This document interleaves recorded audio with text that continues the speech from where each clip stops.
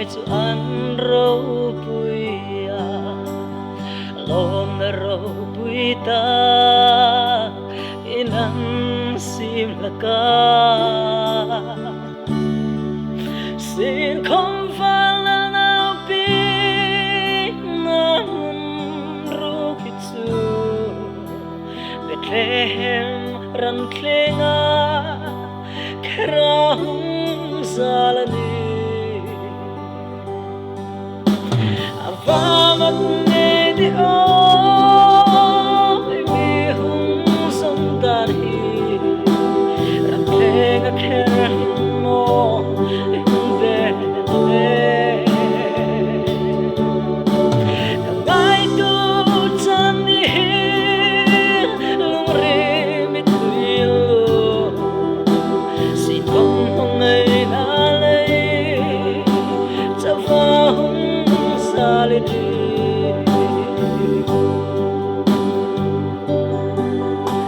Bethlehem kerry hung klang na hi ka ngai tu in kay di an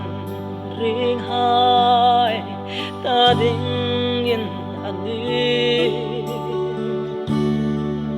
nuôi mi tin reng hai in sẽ về hai xin su lom na ro thil le lom in sai rem ti ava mak ngay di o mi hung sam dan hi ram kreng kher mo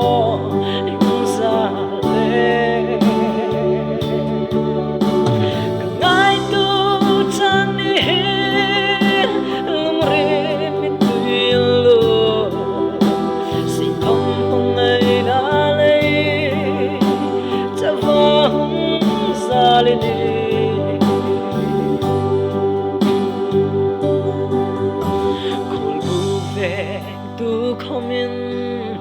và lần nào anh ấy sẽ xin chú lâu nó đi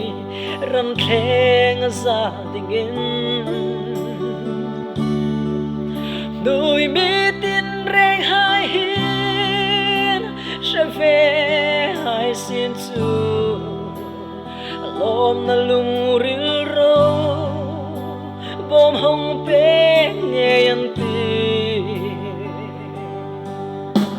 ava mak nghe đi ôi mi hung sông dan hi ran keng kher hin mo in za le kanai tu chan ni hin lung re mi tui lo sin không ngày na le cho vang xa lên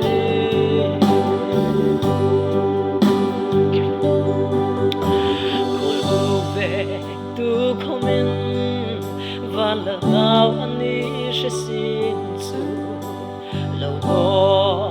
nó đi răn khen gia đình in đôi mi tin reng hai hin sẽ về hai xin chú lom na lung ril ro bom hong pe